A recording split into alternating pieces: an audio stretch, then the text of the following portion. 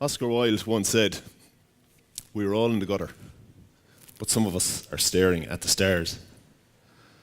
Since we're really young, what's formed with us is called our worldview. And this is how we look at the world. So our fathers, mothers, brothers, sisters, uncles, aunts, grandparents, neighbours, even teachers help us to figure out how we're supposed to work with the world and how the world is supposed to work with us. Off we go to school, and there's more rules around how you should work with the world. They teach you about society, rightly so. And then you go home, and all of that's thrown up in the air again, and your fathers, mothers, brothers, and sisters tell you how it really is. By the time we get to our teenage years, we're less reliant on our families for our opinions and beliefs, and we look to our friends and our peers. With the advent of social media and also the pressure to non-conform and be conformist, it's more alarmist. So there's more pressure to be non-conformist. By the time we get to our early adult years, of course, we have what are called our self-limiting beliefs. And self-limiting beliefs are those blinkers we have in our eyes about, again, how we should work with the world and how the world should work with us. In psychology and cognitive behavioral sciences, we look at thoughts and what thoughts mean and how thoughts really limit our potential in some things we do. Here's a question for you. So think of something you're thinking about at the moment that you think is true and is unchangeable. What if today I could tell you that maybe it's not true and maybe it is changeable? And maybe we could apply that to every thought, idea, and even person that you know. What difference would that make to your lives if we did that? Robert Bolano said, "People see what they want to see, and when people see what they want to see, it's hardly ever the truth." Wise words indeed. Life is 10% of what happens to us and 90% of how we react to it. So our thoughts really do control our destiny in that percent. Stephen Covey, the author of 7 Habits of Highly Effective People, wrote, "We must look at the lens through which we see the world as well as the world we see, and that lens itself shapes how we interpret the world." Imagine if we could just change that lens a little bit today. Before we left here, we just have a different perspective on things. I had an old boss one time, and pretty much looked like this, but he used to say to me, "Ryan, perception is reality." And this was his catchphrase. He used to say this twice a day sometimes. But is it really, though? Is perception really reality? Now, in the corporate world, sometimes it can be, particularly if you're in a large organization. But I don't think it is. I think we need to challenge that perception and that saying, perception is reality, all the time so that we can remove these blinkers we put on ourselves and on our own potential. A few years ago, I lived in Sydney, in Australia, a beautiful city, just like Milan, very cosmopolitan, very international, and a great time there. I lived in a large suburb, and in a small neighbourhood in that large suburb, we had a very curious local resident.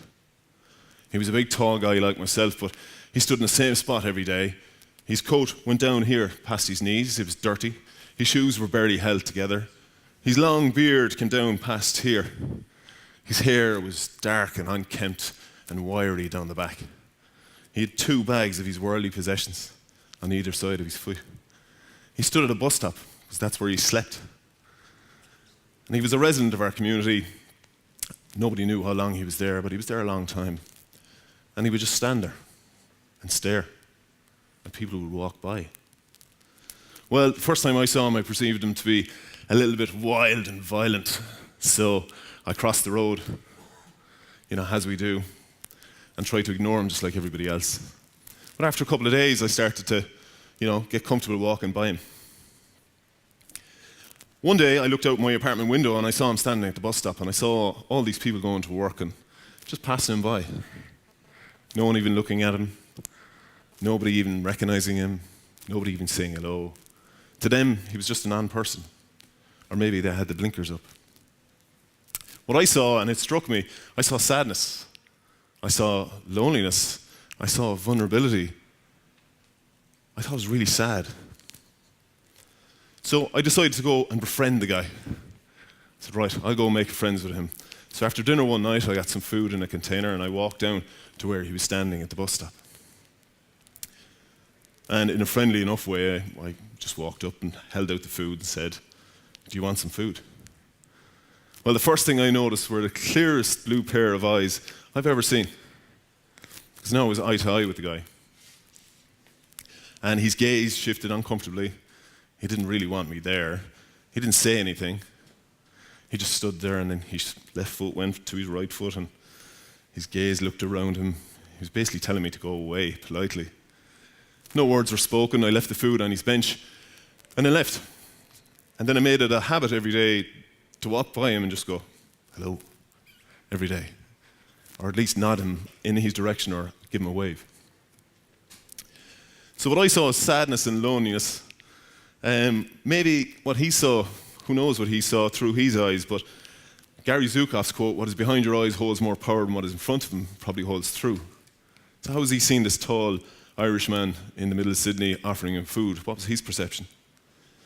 Well, about a week later, my perceptions were totally changed because there was a little cricket field beside that bus stop.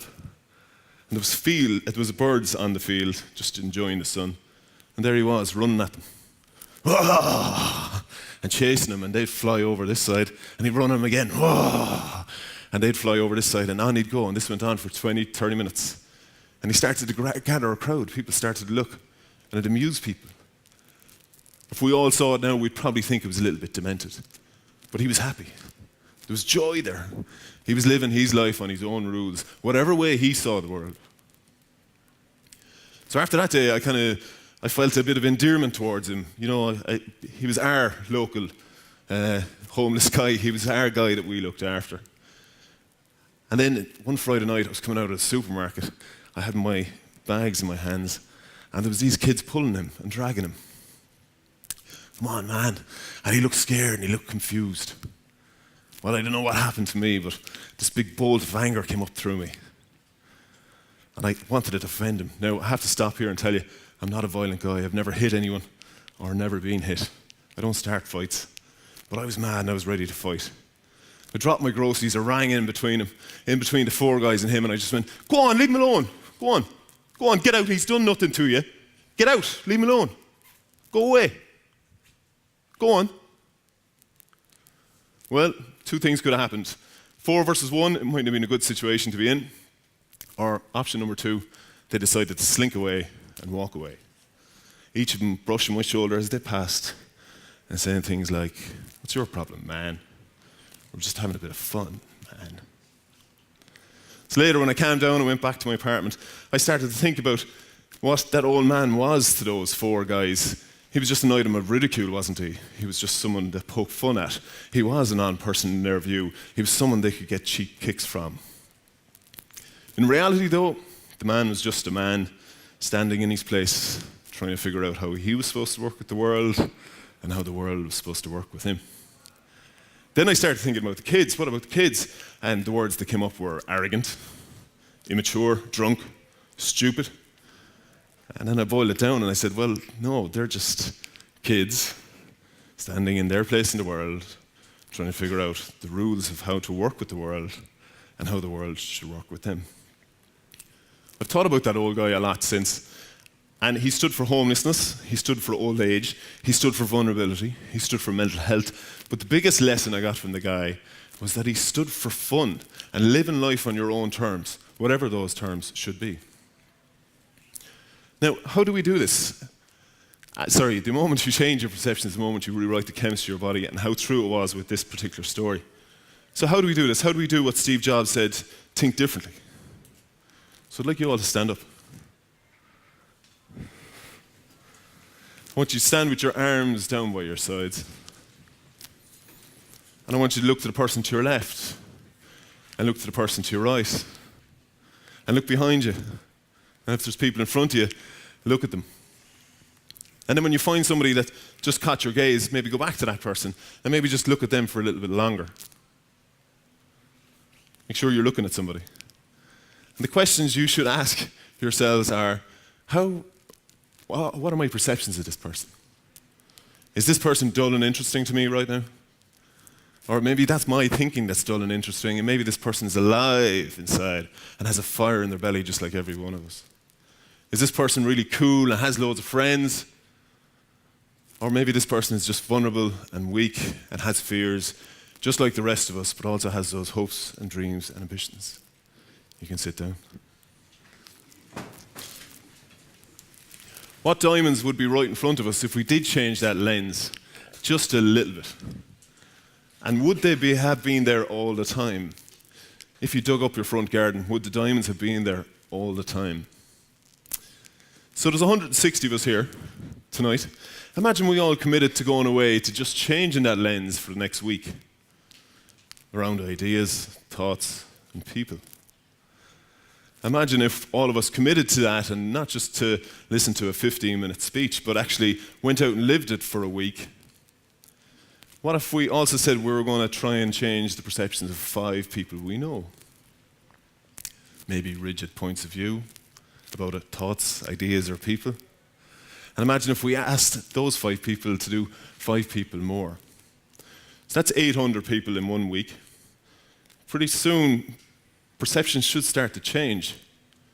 Imagine what that's going to do to ageism, sexism, homophobia, racism, discrimination, fanaticism, hatred, poverty, homelessness, and equality. When you think that one small change of perception, excuse me, when you think one small change of perception mightn't make a difference, maybe it will. 7 billion people in the globe, imagine if they all changed their perspectives a little bit, what kind of a global village would be then? I'd ask you all to restand before my voice totally goes. This time I want you to hold a hand of the left person and the person on the right. I want you to clasp their hand. And if you're not beside them, move beside them. I want you to close your eyes and keep your eyes closed.